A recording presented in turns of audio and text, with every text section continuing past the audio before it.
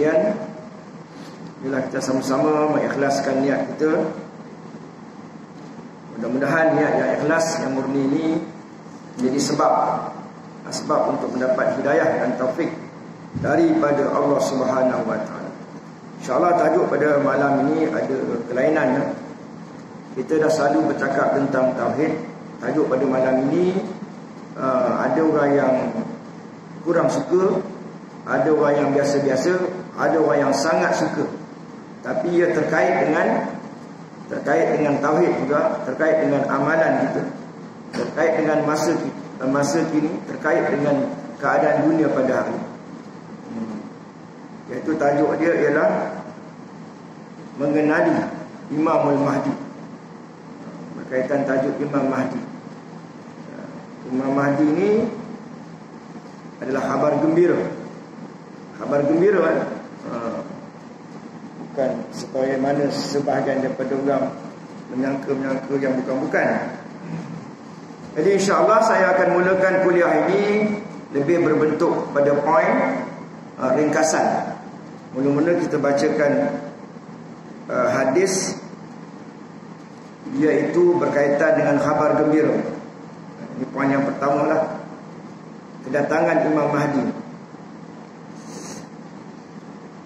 Dari Abu Sa'id radhiyallahu anhu, dia berkata, Rasulullah sallallahu alaihi wasallam bersabda, "Ubashirukum bil Mahdi yub'atsu ala ikhtilafin minan nas waz zalazil fayamla'ul arda qistan wa 'adlan kama muli'at jawran wa zulman yarda anhu sakinus sama'i wa sakinul ard yaqsimul mal sihaan."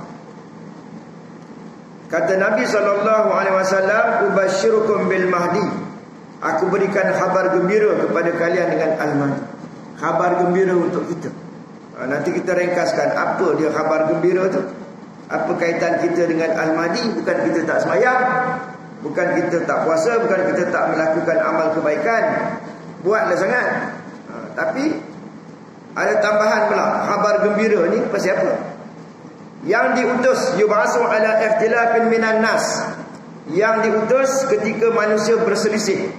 Mana Imam Mahdi datang ni bukan dalam keadaan dunia aman. Tidak. Dunia tidak aman, negara tidak aman. Boleh dikatakan seluruh dunia tidak aman. Barulah Al-Mahdi datang, barulah hero datang. Kalau dunia ni aman, kalau manusia ni masih sombong lagi, sombongnya dah seperti kata orang-orang Islam ni tak sedar diri lagi, umat Islam ni,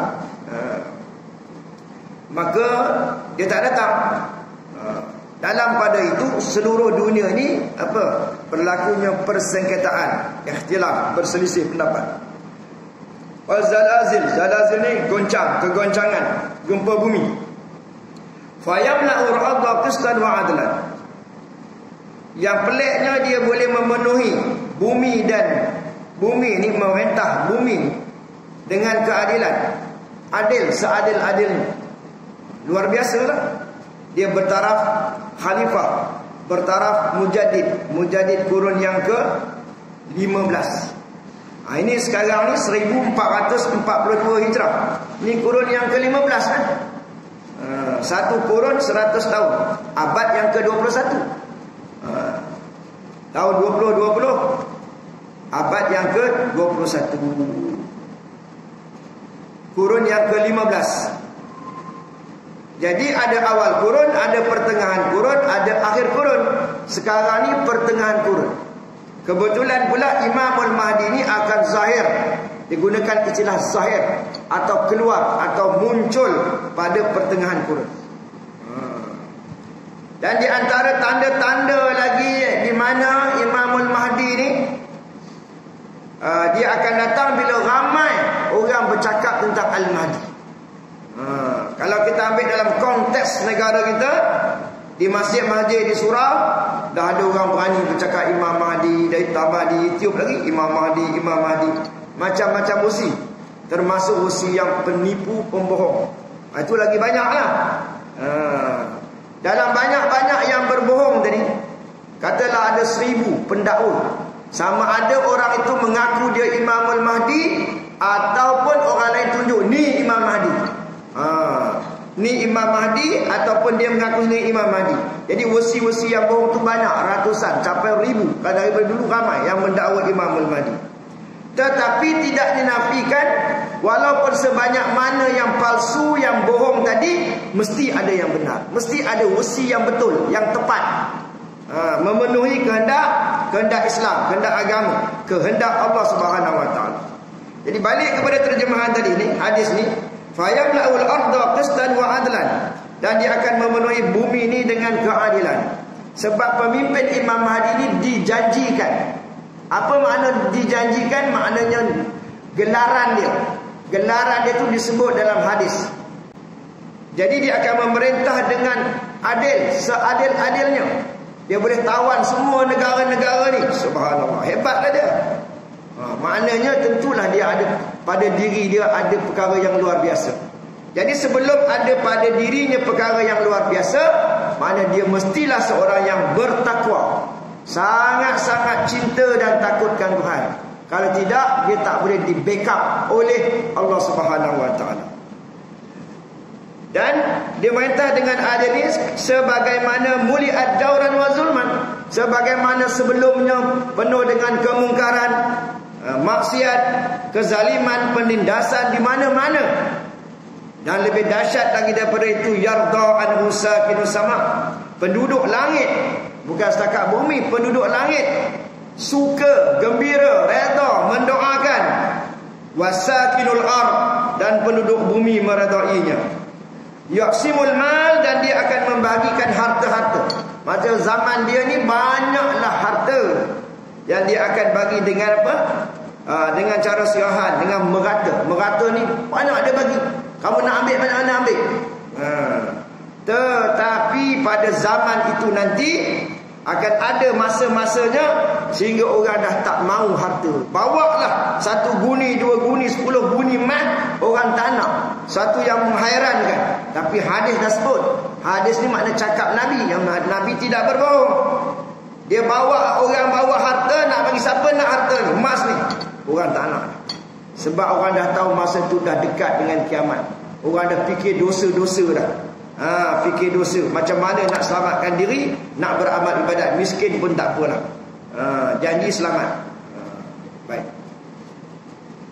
Kemudian kita pergi kepada Allahumma salli ala peribadi.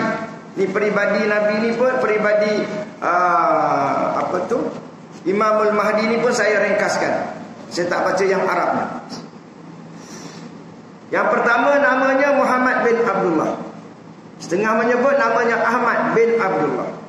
Dua ni, Muhammad dan Ahmad bin Abdullah.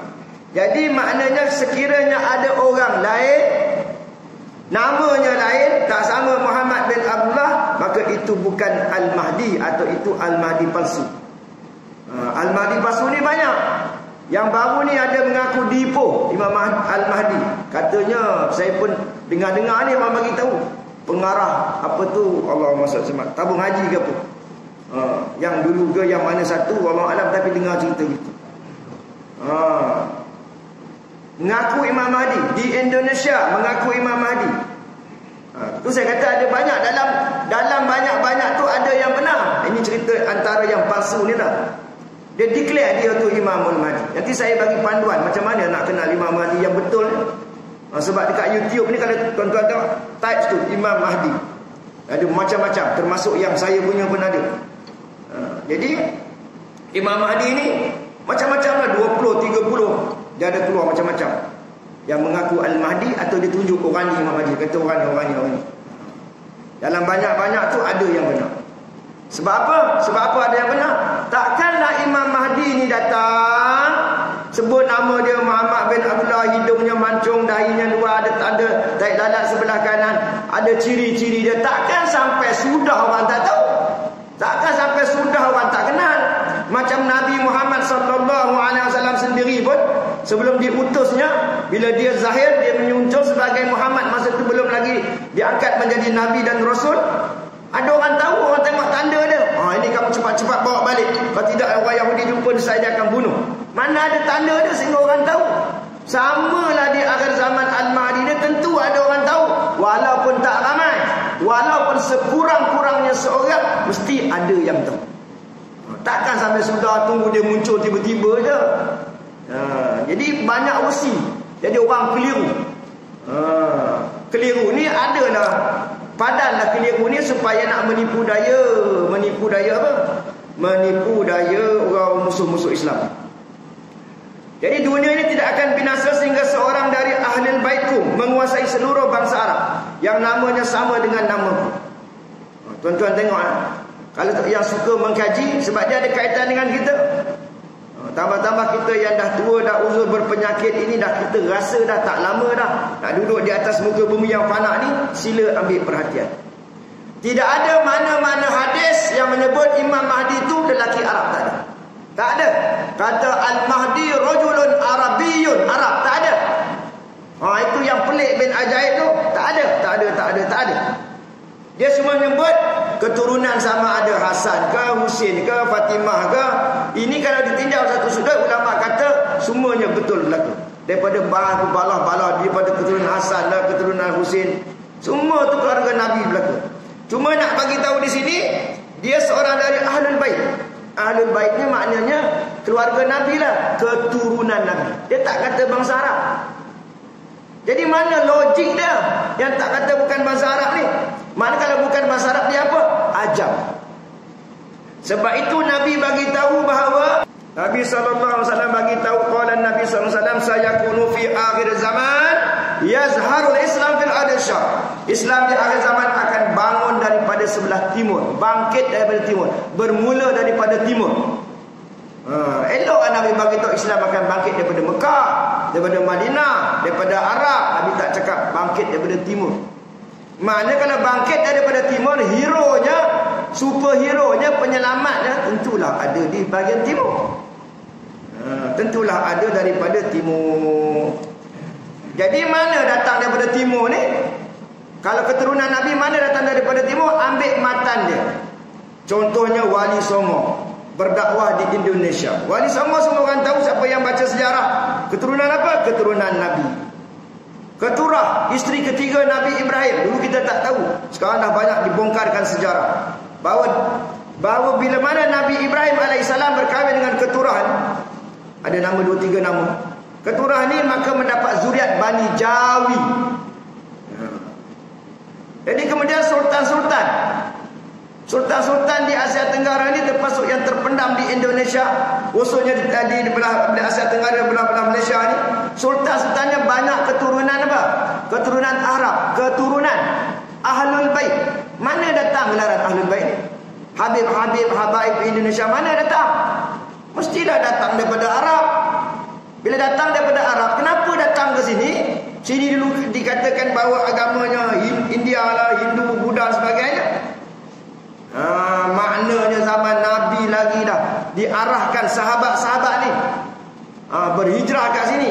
Buat apa hijrah kat sini? Sebab di sini di akhir zaman nanti akan ada zuriat keturunan Nabi Ahlul Bait, dia akan bangkit dengan Islam. Ini yang akan menjadi gempar, menjadi kegemparan. Disokong pula dengan hujah bahawa di Indonesia 13 ke 16 pengkalan tentera dibina di Indonesia. Dah ada pengkalan tentera Amerika tu di Indonesia 13 ke 16. Kemudian di Singapura pengkalan Yahudi dibuat di Singapura. Kenapa? Nak kontrol di Asia Tenggara. Dan terbaru saya dapat tahu di pejabat-pejabat agama dah ada CIA, ejen-ejen musuh Islam ada. Jangan tak percaya. Macam mana boleh ada ejen-ejen ni? Bangsa yang paling cerdik antaranya ialah bangsa Yahudi lah, paling cerdik. Dan dia ini sebagaimana disebut dalam Quran, lan tarda ankal yahud walan nasara hatta tattabi'a millatahum. Dia tak reda dengan Islam, dengan kita orang Islam. Dia bangsa yang paling cerdik. Dia tahu Islam nak bangkit daripada mana. Maka dia cuba untuk melambat-lambatkan. Nak gagal tak boleh. Sebab pemimpin ni dijanjikan. Jadi ejen-ejen ni dululah. Pelajar-pelajar kita yang belajar di luar negara, ditrain dekat sana, bagi duit.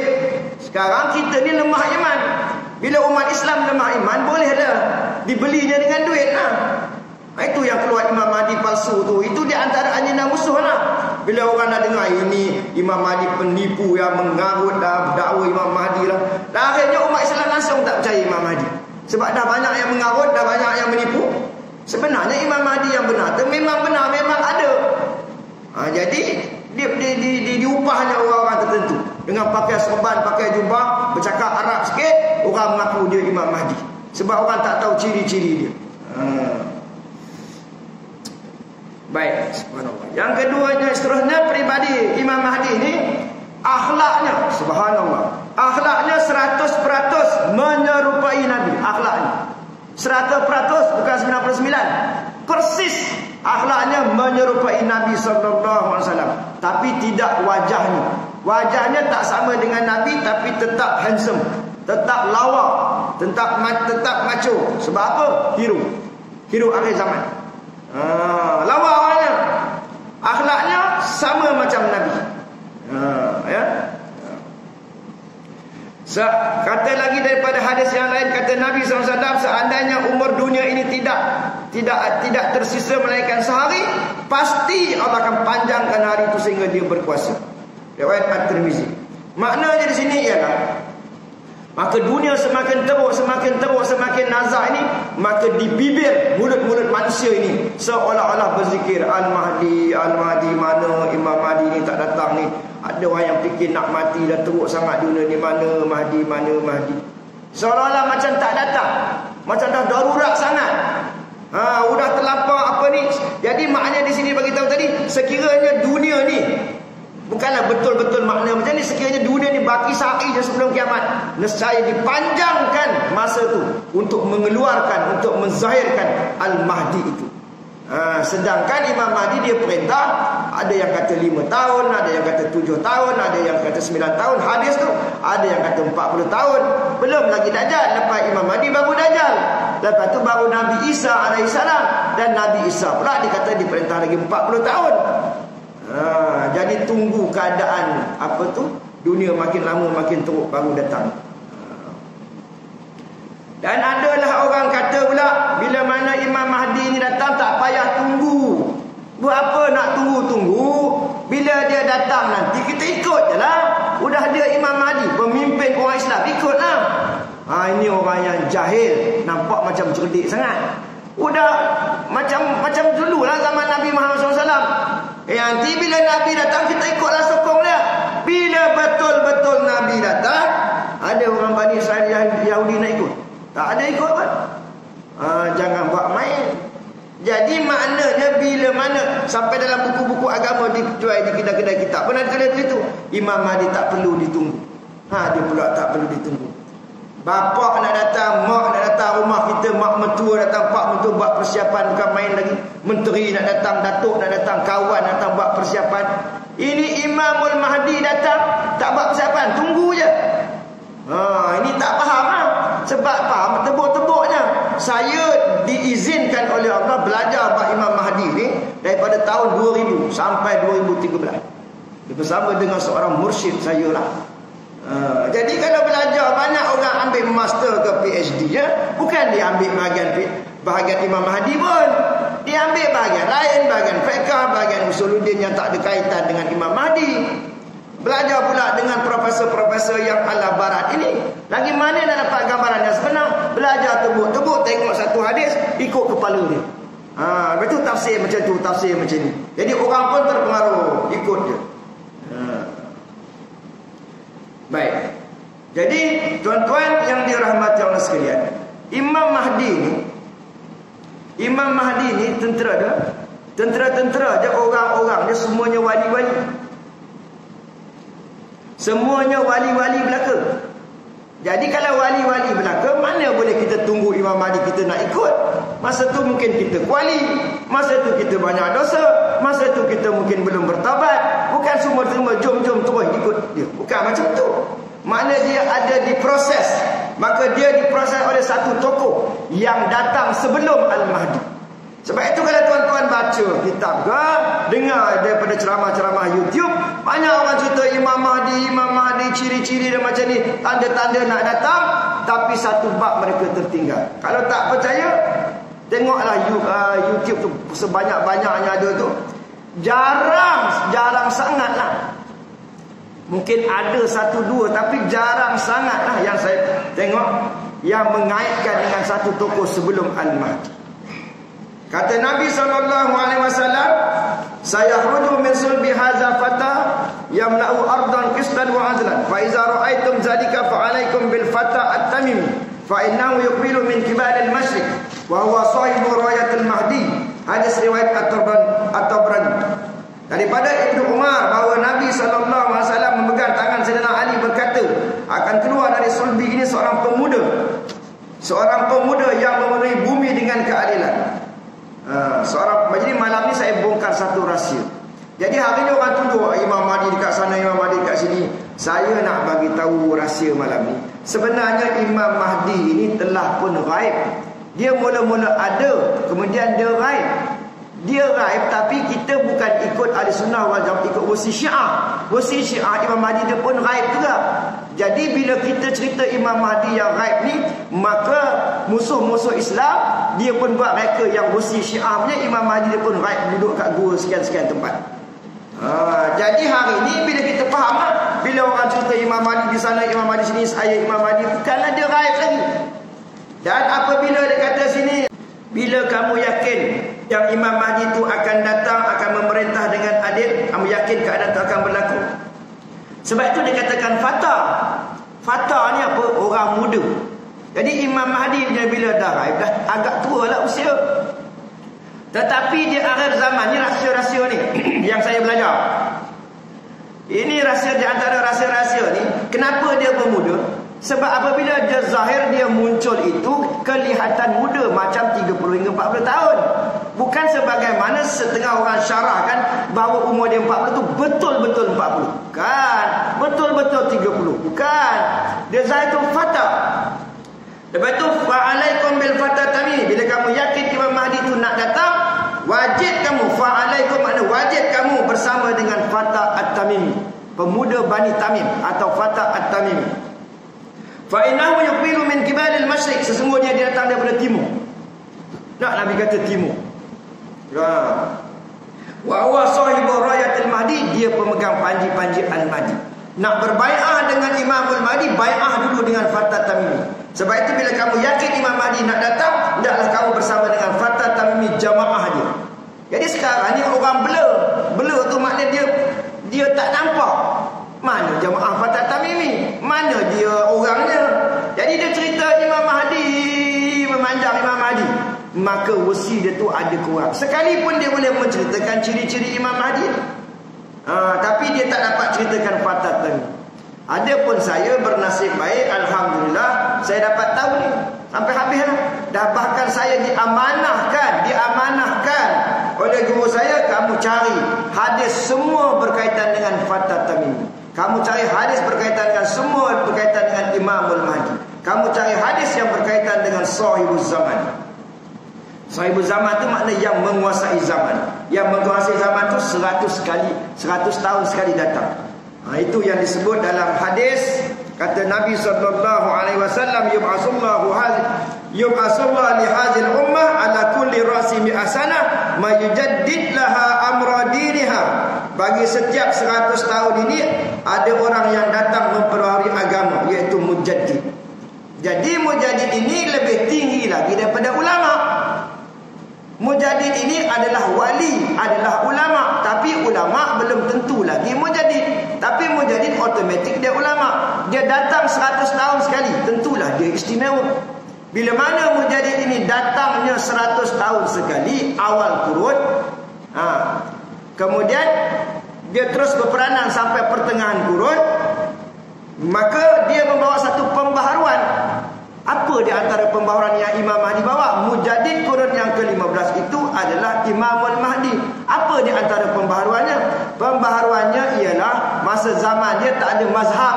Mazhab Syafi'i tak ada, Hanafi tak ada, Maliki tak ada, Hambali tak ada. Semuanya dihapuskan. Demokrasi pun tak ada. Sistem pilihan raya pun tak ada. Zaman Imamul Mahdi tak ada mazhab-mazhab dah.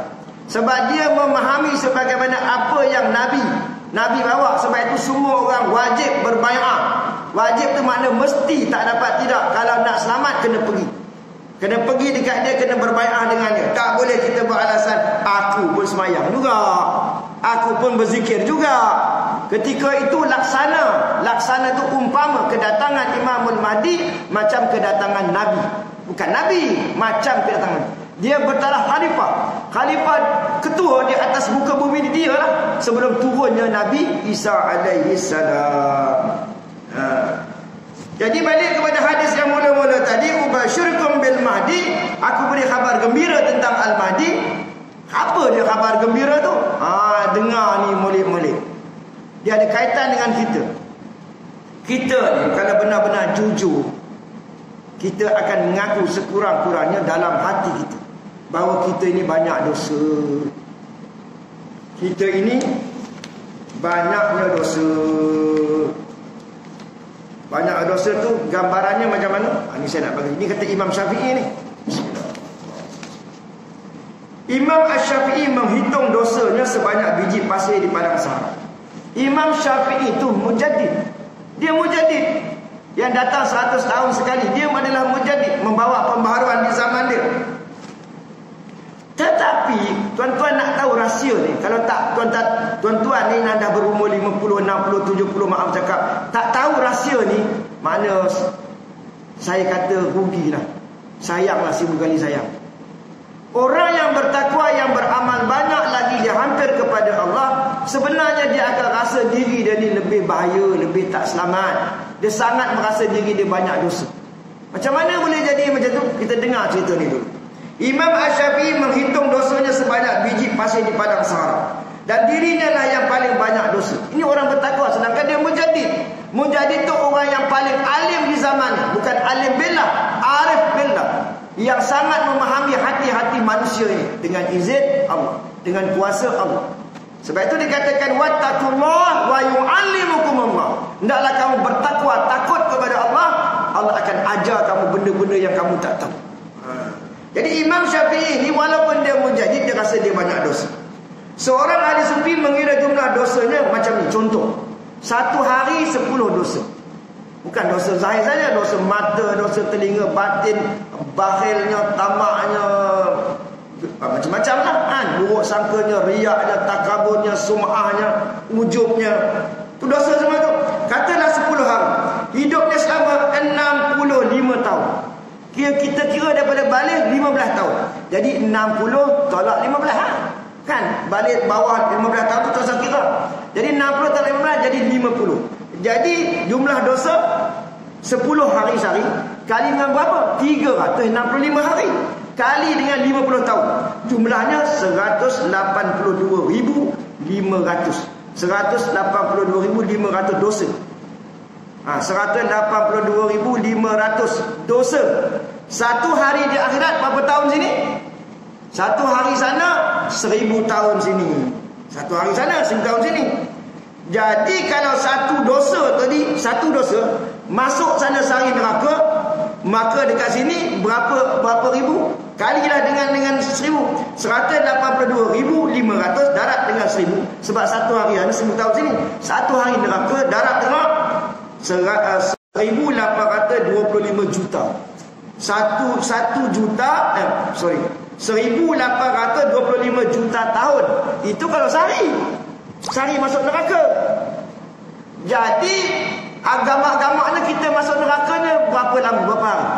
2 hari je ustaz. Tak apa lah 2 hari. Contoh gambaran dia begitu. Jadi sebenarnya orang yang bertakwa ni, dia rasa diri dia banyak dosa. Siapa yang rasa dirinya banyak dosa, siapa yang dia rasa dirinya tak selamat lagi, itulah yang Allah suka. Ini rahsia ni, ramai orang tak tahu. Habis yang orang faham macam mana? Masyarakat kita faham lagi banyak, amal lagi banyak, tahajud lagi banyak, sembahyang sunat doa lagi tu, lagi ni, lagi dia banyak sedekah, lagi buat baik, dia rasa dia okey. Bukan macam tu. Sebab kita ni saya dah ajar di surau ni lama dah, banyak kali dah saya gunakan istilah rasa tidak berbuat. Apa yang dimaksudkan dengan ikhlas? Berbuat sesuatu itu kita rasakan macam tak buat. Sebab semuanya anugerah Tuhan. Dia yang gerakkan, dia yang izinkan kita semayang, dia yang izinkan kita datang ke surau. Semuanya dari dia. Nabi pun masuk surga dengan rahmat bukan amalan. Sahabat-sahabat pun masuk surga dengan rahmat bukan amalan. Cuma amalan itu adalah perintah syariat, kita kena buatlah. Jadi begitu. Jadi apa kaitan dengan ubasyirukum tadi Ustaz? Yang kabar gembira, dengar molek-molek. Yang dikatakan kabar gembira dengan Imam Mahdi ini bila dosa kita sebanyak buih di lautan. Anggaplah begitu, katalah begitu. Sejarah silam kita, sejarah hitam kita, dosa-dosa kita. Banyak benar dosa kita, dosa kecil, dosa besar dan sembunyi yang terang-terang. Katalah kita banyak dosa. Kemudian kita umur panjang dapat bertemu dengan Al-Mahdi. Lalu kita berbai'ah tadi. Kemudian bai'ah dengan Fatah Tamimi, bai'ah dengan Al-Mahdi tadi. Maka insya-Allah dia proses kita. Apa makna proses? Kalau orang pernah ngaji ahli tarikat, pernah ada guru mursyid, tak payahlah kalau kita kerja belajar di pondok pun dah cukup dah. Guru tu didik kita, proses kita, suruh kita kerja khidmat dengan dia. Dia latih kita bangun malam, latih kita akhlak begitu begini, dia nasihat kita. Itu proses lah. Proses dengan izin Allah sehingga dosa kita banyak mana pun insya-Allah akan terhapus. Sempat bertaubat. Bila sempat bertaubat, kalau ada rezeki kita akan masuk syurga bi khairi hisab. Tak ada masuk neraka langsung. Ya, sebab tu di akhir zaman akan ada satu golongan yang masuk syurga bi khairi hisab sehingga sahabat-sahabat merindui. Sebab sahabat-sahabatnya low profile. Apa makna low profile? Dia kata untung ada orang akhir zaman yang merindui Nabi tapi tak tengok Nabi, tapi rindu sangat Nabi. Golongan ni namanya golongan ikhwan. Bukan nama ikhwan. Nama ikhwan pun kalau perangai tak elok tak jadi juga. Ni golongan yang gelarannya namanya ikhwan. Maka sahabat-sahabat rindu, sahabat nak hidup di akhir zaman, nak jadi ikhwan. Punya merendah diri, low profile. Padahal sahabat-sahabat tadi lebih tinggi darjatnya. Sebab sifu mereka, guru mereka adalah Nabi SAW. Jadinya oleh kerana sahabat-sahabat tahu umur mereka pun tak panjang, maka kebetulan Nabi pula mengarahkan sahabat-sahabat, pergilah belahan timur ni, bumi belahan timur Asia Tenggara ni, khasnya Malaysia dan Indonesia. Jadi tuan-tuan jangan terkejut. Kadang-kadang kita kata mengarutlah kita nilai Islam ni yang kita dengar. Aku dengar itulah Islam. Aku tak dengar itu bukan Islam. Apa yang aku pandang, aku baca itulah Islam. Apa yang aku tak baca itu bukan Islam. Aku tak pernah dengar daripada ustaz lain. Ustaz ni yang aku dengar, aku pun tak boleh terima. Kalau macam tu, kita tak ada rezeki lah. Tak ada rezeki lah. Sebab Islam tu bukan ikut kita. Apa yang aku dengar, apa yang aku baca. Yang Islam tu Islam, kebenaran tu kebenaran. Kebenaran itu satu, tidak dua, tidak tiga, tidak 10. Satu saja. Jadi barang siapa yang bertemu dengan Fatah Tamimi ataupun Al-Mahdi, mereka akan diproses sehingga dosa-dosa mereka ni habis semua. Sempat bertaubat, panjang umur, jadi tentera Al-Mahdi, diampunkan semua dosa-dosa mereka. Jadi logiklah ubasyirukum bil Mahdi. Itu yang dikatakan khabar gembira. Kepada siapa? Kepada orang-orang yang bertemu dengan Al-Mahdi, dengan kedatangan Al-Mahdi. Bukan macam setengah orang beranggapan, tak payah, dia datang so kita ikut. Salah sangat. Kita kena buat persiapan. Persiapan apa? Nak buat cekak pinggang? Bukan begitu. Persiapannya adalah iman dan takwa, bertaubat, buat baik banyak-banyak, tebus dosa. Tunggulah. Imam Mahdi tak sempat datang, kita mati. Imam Mahdi belum sempat datang, kita mati. Tak apa, kita dah sempat bertaubat. Tapi kalau tanpa guru mursyid, tanpa Fatah Tamimi dan Al-Mahdi, senang ke kita nak taubat? Susah. Apa buktinya? Taubat sambal belacan. Sekarang kita tak aku bertaubat, tapi sekali-sekali buat. Seminggu sekali buat juga, sebulan sekali buat juga, 6 bulan, 3 bulan buat juga dosa. Dosa apa Ustaz? Masing-masing tahulah dosa masing-masing. Susah nak tinggal. Walaupun usia dah meningkat, tapi susah nak tinggal dosa.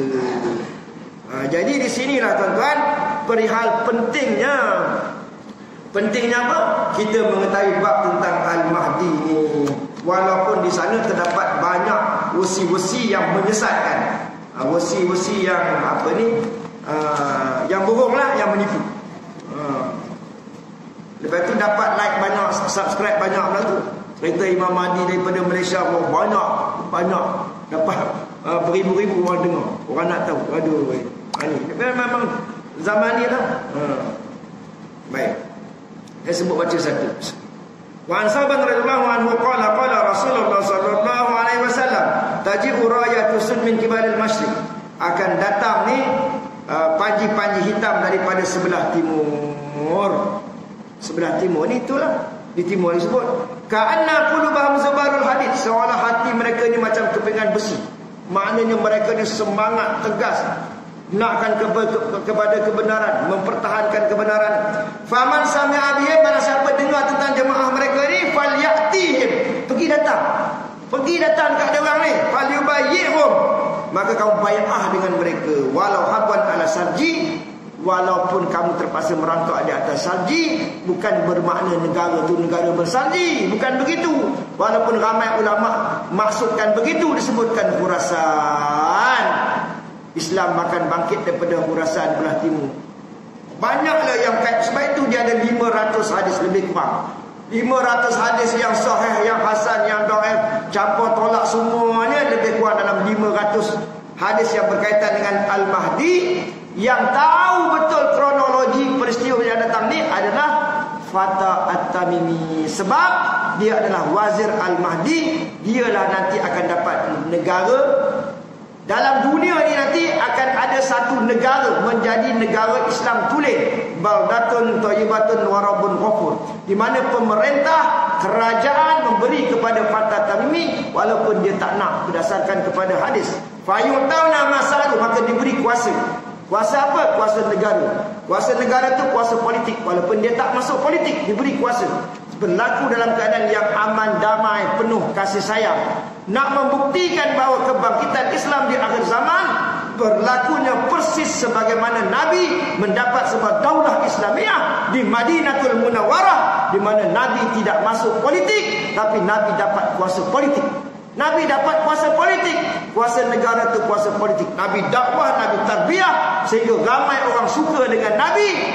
Akhirnya mereka menerima Nabi, lantik Nabi jadi pemimpin.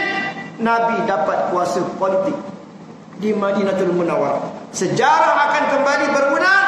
Akan ada satu negara di Asia Tenggara. Sebab hari ini tuan-tuan tengok dalam politik di mana-mana pun tengok, orang nak mengharapkan melalui sistem tertegaknya, melalui pilihan raya atau demokrasi. Tapi ada tuan-tuan pun tahu, tak ketahuan bergaduh begitu. Elok dah 3, nak kurang 2. Sedangkan kita masuk sistem majority. Bila sistem majority nak banyak sokongan. Jadi dah 3, dah tinggal 2, dah bergaduh. Macam mana nak lawan dengan puak-puak yang golongan yang kapiak ni? Patut kita kena bersatu. Janganlah kita peduli benda-benda yang remeh-temeh, yang kecil ni. Perpaduan tu penting. Perpaduan tu sangat penting. Tapi oleh kerana kita ni masing-masing ada kepentingan, jadi akhirnya nanti tidak mustahil membawa kepada padah. Tidak mustahil, tidak ada parti-parti yang berjaya untuk mendapatkan sokongan, untuk mendapat majoriti, membentuk kerajaan. Akhirnya di situ barulah berlaku apa yang saya kata tadi. Kebangkitan Islam berlaku dari timur. Berlakunya apa? Peranan sultan-sultan, peranan raja-raja, peranan agung. Kenapa dengan mereka? Mereka ini keturunan Nabi. Maka jangan kita remehkan. Mereka adalah benteng terakhir bagi negara-negara di Asia Tenggara ni, sultan. Mereka lah akan menyelamatkan keadaan, sehingga satu masa mereka akan serahkan kepada satu orang yang saya sebut gelaran dia tadi. Itulah usia yang saya belajar daripada tahun 2003 sampai 2013. Jadi kalau kita dengar Imam Al-Mahdi cerita Imam Mahdi, hak tu dia cerita, tapi tak ada kait pun dengan Fatah Tamimi, tak tahu macam mana. Sebenarnya Al-Mahdi ni datang, dia disempurnakan satu hari satu malam. Sedangkan Nabi sendiri SAW nak bina Islam di Mekah dan Madinah mengambil masa 23 tahun. Takkanlah Imam Mahdi itu dia bukan Nabi. Takkan nak ambil satu hari satu malam. Bermaknanya bila dia datang nanti, tapak ummah, tapak jemaah, tapak perjuangan telah pun siap. Disiapkan oleh orang kanan dia. Siapa dia? Fatah At-Tamimi. Ini yang orang tak ada. Ni ramai tak tahu usi Fatah At-Tamimi. Dia yang membina, mengasuh anak didik ni sehingga mereka layak selama puluhan tahun. Jadi bila mana zahir saja Al-Mahdi, maka dia akan serahkan kepada, dapat kuasa negara, serah kepada Al-Mahdi. Itu yang kata berlaku satu hari satu malam. Walaupun disebutkan situ mengislahkan sempat taubat. Bukan maknanya Imam Mahdi yang nak buat Islam. Ada orang kanan yang dah buat berdasarkan kepada hadis-hadis. Itu yang sebut yakhrujun nas minal masyriq fayuwatti'una lil mahdi ay sultanahu. Akan ada orang-orang daripada timur, yang pemimpinnya dapat kuasa, serah kepada Al-Mahdi. Adapun kata asar kata Sayyidina Ali bahawa Islam, kata dia itu matan, bahawa Imam Mahdi ni lahir di Madinah, mauliduhu bil Madinah, itu ulama-ulama yang mendapat ilham telah memberi tafsiran. Bukan makna lahir daripada perut mak dia, tetapi zahir. Sebab dia gaib. Zahir, mula dia muncul di Madinatul Munawwarah. Mana daripada Asia Tenggara macam kita lah. Boleh dia pergi Mekah, boleh dia pergi mana-mana pun. Jadi tempat zahir. Kalau kata tempat lahir di Madinah, sudah bertentangan dengan hadis yang saya bagi tahu bahawa sebelum kiamat ini seorang lelaki akan menguasai bangsa Arab. Mana lelaki itu bukan bangsa Arab. Sesuai pula tidak ada hadis yang mengatakan Al-Mahdi itu lelaki Arab. Tidak ada. Dia keturunan Arab. Bukan bangsa Arab yang dilahirkan di mana-mana negara Arab.